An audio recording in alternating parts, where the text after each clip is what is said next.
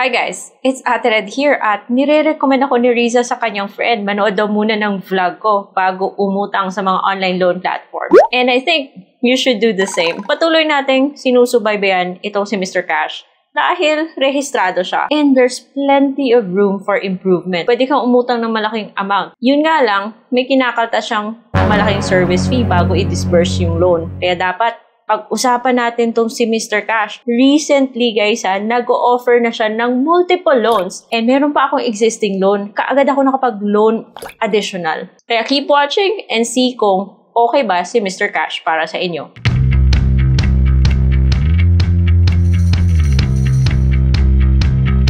Hi guys! Welcome back to my channel. Disclaimer kaagad that this video is not sponsored. It's based on my personal experience and matagal na akong may Mr. Cash, guys. For those of you na hindi kilala si Mr. Cash is an online loan platform na madadownload sa Google Play Store and dati sa iOS. And this loan app offers two types of loans. Kung first time mo, 0%, one payment lang. Pwede siyang payable in 15 or 18 days. At kung medyo malaki na yung offer sa'yo, let's say 6,000 and up, pwede ka nang mag-installment. Sa mga iba siguro dyan, meron siyang highest offer na 45,000 pesos pero hindi ko pa naabot yung ganyang level and I'm not interested dahil sa taas ng service charge na kinakaltas niya. Pero nasa inyo yan kung gusto yung i-take. So this video is more of like a follow-up sa previous loan ko na umutang ako ng 6,000 pesos to show you guys na kumakaltas pa rin siya ng service fee at kung magkano yung babayaran kung 30 or 45 days mo siyang bayaran. The bigger the term, syempre, the bigger the fees, the bigger yung napupunta sa interest. 5 minutes guys, natanggap ko kaagad yung pera. May delay. Kung say for example, late na ng Friday or holidays or weekends ka nag-apply, expect ka na madidelay siya next business day mo siya matatanggap. By the way guys, at the time of filming this video, hindi na siya available sa App Store. Hindi ko na siya ma-update, so I had to use an Android phone. Kung merong ibang cellphone yung gamit mo, luckily, pwede ka pa rin mag-log in. Just use the same number. Hindi siya tulad ni Talan. Medyo mahigpit when it comes to users and devices. Silip ako sa app kasi 2 days na lang mag-June na ako. Nagulat ako guys kasi I was just going into the app to get the payment details kasi gusto ko magbayad 1 day ahead kasi ayoko nang matawagan. And nagulat ako guys kasi may offer na pala siyang multiple loans.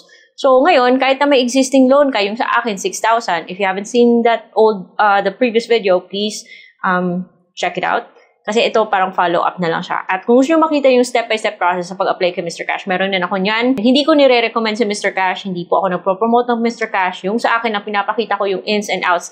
Kasi nasa tao po yan, magdi-decide ko okay to o hindi. After all, Mr. Cash is registered. Pero ang taas ng fees niya guys, kaya dapat pag-isipan. And by the way guys, because this video is not sponsored, please subscribe to my channel and hit that like button para yung video ko ma-suggest sa mga audience na interested sa mga topics like this. Sa mga nagtatanong kung paano magbayad ng Mr. Cash account, check nyo yung app kasi andun po. Ang daming ways. Pwede yung sa GCash, pwede sa Maya. Pag kinlik nyo yan, makukuha nyo yung code. So, ang dali nang magbayad or pwede nyo rin kunin yung reference number. So, ngayon, alam nyo na kung paano magbayad ha. Let's proceed to my main topic which is yung multiple loan offering ni Mr. Cash. So, I have an existing 6,000 kay Mr. Cash na mag-due in 2 days. Yung natitira kung hindi ko tinake na amount, bali in-offer nyo ulit sa akin. Sa taas may apply now. Special offers are only available for a short time. So, pa-promo. And our assess, sana maging permanent to. Especially if alagang-alaga mo yung account. Kasi 'di ba, yung gusto natin sa isang loan app is maaasahan, 'di ba? Over time, you'll be given greater loanable amount if you continue to have excellent credit. So, sa mga nare-reject dyan, na gusto sana mag-reloan, i-follow nyo kasi yung schedule nyo. Tapos, huwag kayong magbayad ng masyadong advance kasi ini-interpret yan ni Mr. Cash na high risk ka. And pag high risk, baka ayaw nilang magpa-loan sa'yo. So, mas mabuting sundin mo na lang yung schedule mo dito kay Mr. Cash. Yung minimum is 3,000. Andun pa rin yung grade out ng 45,000 pero I don't want to reach that point anymore sa laki ng fees niya. 3,000, ayan. Ganun pa rin, 40 and 45 days pa rin yung pagpipilian. And then, kung 45 days, syempre, 3 installments. And then, kung 40 days, 2. Kung i-click mo yung next, syempre, makikita mo yung breakdown ng fees. O, eto, sa 3,000, kakaltas talaga siya ng 13% na service fee. That's way too high.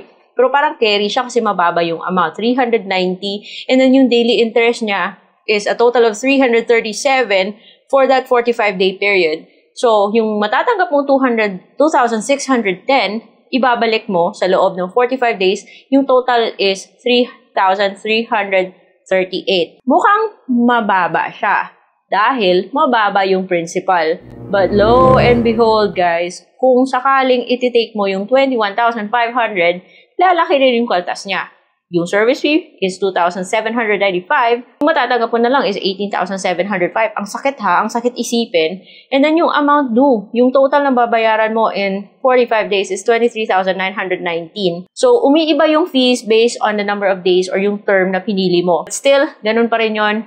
Bottom line is, ang mahal ng service fee ikakaltas niya. Sana tanggalin niya na to. Oh my gosh. Kung mag-scroll ka sa baba, meron po siyang schedule. Papakitin sa'yo magkano yung babayaran mo every time na magjuju ka. Ito yung mga things na dapat natin kino-consider bago tayo mag-loan sa isang loan app like Mr. Cash. So, kung gusto mo magpatuloy, syempre, i-click mo yung confirm to submit sa baba. It is understood na nag-a-agree ka sa kanyang terms and conditions at kasama na doon yung nag-a-agree ka na kung sakaling malate ka, meron siyang penalty. So, dapat pag-isipan na mabuti guys kung maglo-loan ka dito. So, confirm to submit, hingi po siya ng permission na ma-access yung camera and storage. Classic, always, andyan yan. So, kailangan mo yung i-allow. And then, ayun, submitting. And I was expecting na marireject ako. Pero I was surprised na after 5 minutes, natanggap ko po yung pera sa aking preferred disbursement channel, which is Maya. And ayun, dalawa na yung loan ko kay Mr. Cash. Nasa app po yung details kung paano siya bayaran. Nasa app din yung details ng loan mo. There are 2 separate records here. Makikita mo yung first loan mo, yung second loan, magkaiba po yung due date. So, para hindi ka na malito na kung kailan magbabayad, paano magbabayad, just take note of your reference number kasi parang hindi naman siya nag-change. Make sure to check your emails and your text messages often from Mr. Cash para just in case, pansamantalang matanggal or mawala sa Google Play Store yung app, at least alam nyo kung paano magbayad. Mr. Cash, the day before your due date, tatawag talaga siya guys. Itatanong yung agent, although hindi naman sila nanghaharas, makulit lang, pero hindi naman sila nang aaway, medyo magalang naman. Pero yung nakakainis kasi magtatanong anong oras ka magbabayad, anong payment channel. Ba't nyo yan itatanong? Payment reminder lang dapat yan, diba? So, malay mo, baka sabihin kong mamayang hapon, yung pala, na busy ako, tomorrow pa ako magbabayad. So, diba, parang pointless yung nagtatanong sila para manote sa system. Gawin na lang sana nilang robocalls yun para hindi na sila makaabala. And dapat tanggalin na nila tong service fee, ha? Kasi ang taas na ng interest nila. So, yun lang guys ha. That's just my opinion. For me, sayang si Mr. Cash because rehistrado siya. May potential siya na maging okay na loan app. Tanggalin niya lang yung kanyang service fee or at least babaan niya. Kahit na 1%, kahit na 5%, basta wag lang yung 10 or 13%. Para hindi ma-reject, sundin niyo po yung due date niyo. At syempre, ingatan niyo rin yung credit history niyo. Huwag masyadong maraming loan apps na nasa cellphone kasi sinisilip nila yon. At isa yun sa mga factors kung mag-decide sila kung pauutangin tayo o hindi. Hindi ko siya nire-recommend. Ako mismo, matagal na ako may Mr. Cash, patuloy ko siyang sinusubaybayan, hindi ko siya ma-recommend, hindi ako believe, or hindi ako sang-ayon sa laki niya kanyang service fee. Kasi kung kaya nga ni one hand na magpadala ng loan ng buo, other loan apps, kung gusto niya maging at par with these loan apps that are okay, tanggalin niya yung service fee niya. So, yun lang, and I hope meron kayong natutunan sa video na to. Kung nagwo-wonder kayo kung ano yung mga loan apps that are much better than Mr. Cash, please check this playlist. Ayan, legit loan apps by Ate Red. Until then, I'll see you on my next vlog. Bye!